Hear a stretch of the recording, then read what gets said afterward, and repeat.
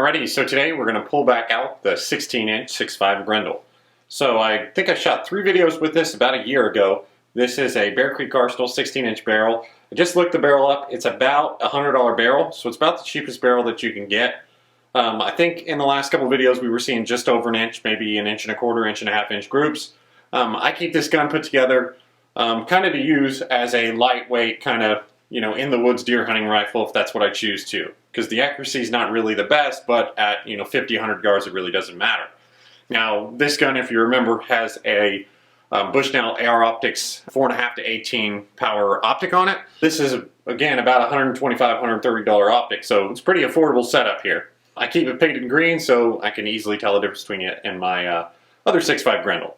So today we're going to use the 123 grain SST. This is 3 times fired brass in this gun, Hornady Brass. Winchester 41 small rifle primers. We're going to use H4895. So I chose this because it is one of the Hotchkiss Extreme powders. Thought it'd be a good combination for deer hunting.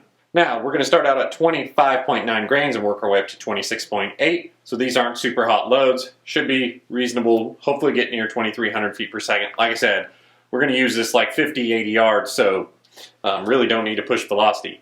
Now our 123 grain SST hasn't been a great shooter, so I don't know if we're going to end up with some terrible results today, but anything probably around 1.5 inches will do for what I want it to do this fall.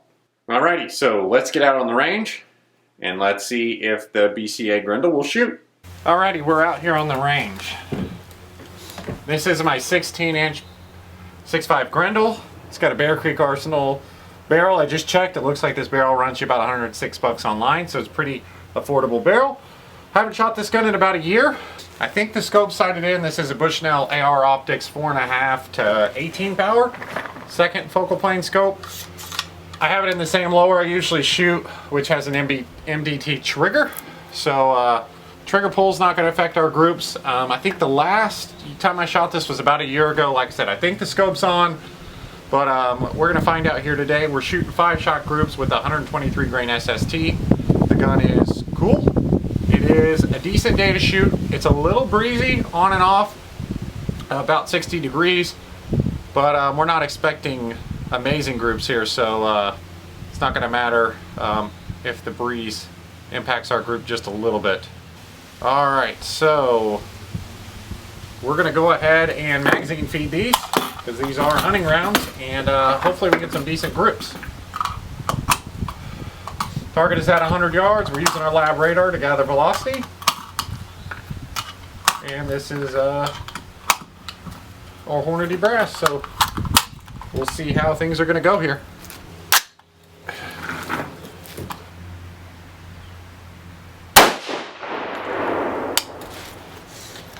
So the scope's reasonably on. We'll probably move it because this might be our cider loads for deer hunting as well here. It looks like we're a little low and to the right. We'll see if they continue to group like that. That was 22, 23. Let's monitor that piece too. Alright, brass looks good. Velocity's about where we expected it. Let's see if they'll group at all.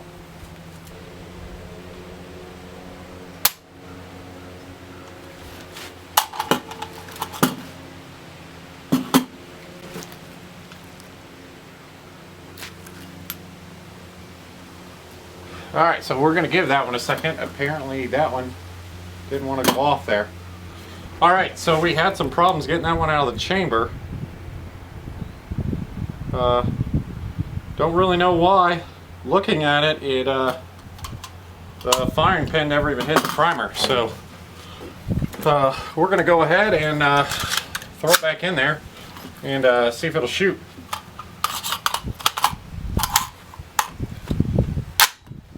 Alright, looks like it chambered just fine. Alright, let's see.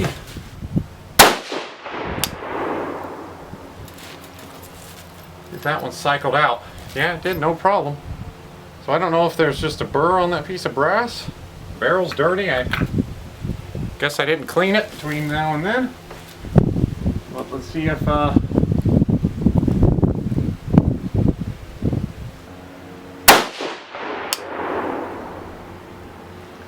cycled just fine. Let's see what this last one's going to do here.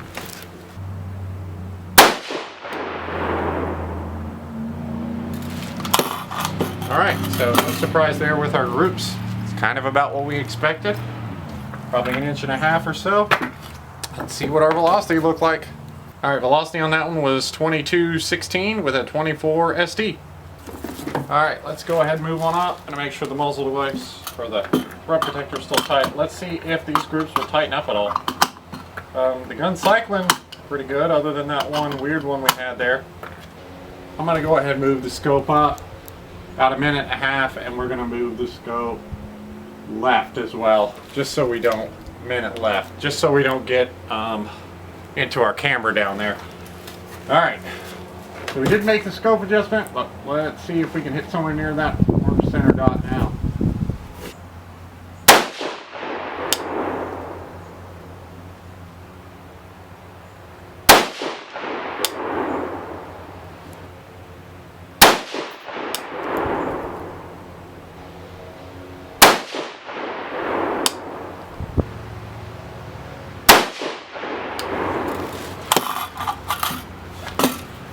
Alright, check out our velocity numbers on that one. Alright, that one we were looking at 22.31 and a 22 SD. Alright, let's go ahead and move on up.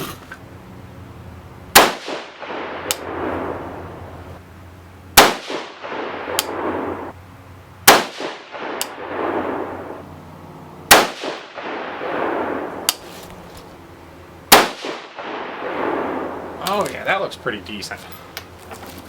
And alright, let's see what our velocity looked like. Alright, so our velocity on that one was 22.58 with a 24 SD. Alright, last group here.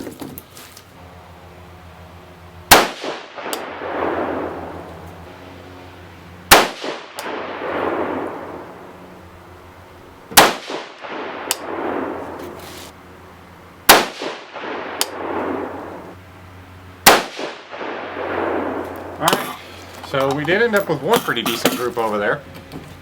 Let's take a look at our velocity numbers.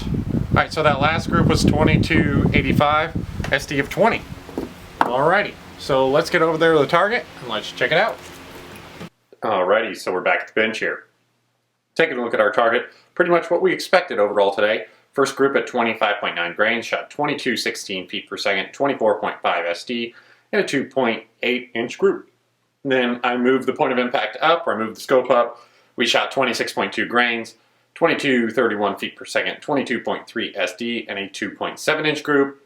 And then moving over to 26.5 grains, we shot 22.58, 24.4 SD, and the best group of the day at 1.3. Really looked like it was trying to group there. And our last group of the day at 26.8 grains, we shot 22.85 feet per second, 20.7 SD, and another 2.5 inch group. So as you can tell, it's not the best shooting gun in the world, but 1.3 inches at 22.58, pretty acceptable for what I'm going to use it for. I'll probably go ahead and load up 10 rounds at this charge, and just, if we end up using this gun for deer season, that's the load we'll use. Again, it'll be 100 yards and in, so 1.3 inches, 24 SD, that's really no problem for 100 yards and in. I think the SST is supposed to open up down to like 1,800 feet per second. So again, with our velocity at 22.58, shouldn't cause us a problem. We're pretty much sighted in as well. I call that good enough for this gun. And so if you do see this gun again, it'll be during hunting season. Taking a look at our brass, this gun tends to beat the brass up just a little bit. I don't know if that's the way that the gas system's set up or what, but there are some ejector marks, but at our velocity and the way our primers look, I don't think we're really into any pressure issues. And again, this is pretty much the accomplishment for today, is just finding that 26.5 grain load. So thank you guys for watching. Again, check out my Patreon if you want to join the channel. We've been posting a little bit over there. I think the next time I post, hopefully I'll have my Athlon scope back and we can pull back out the Bergara to work on some 140 grain class bullets. So thank you guys for watching. Thanks for subscribing. We'll see you next time.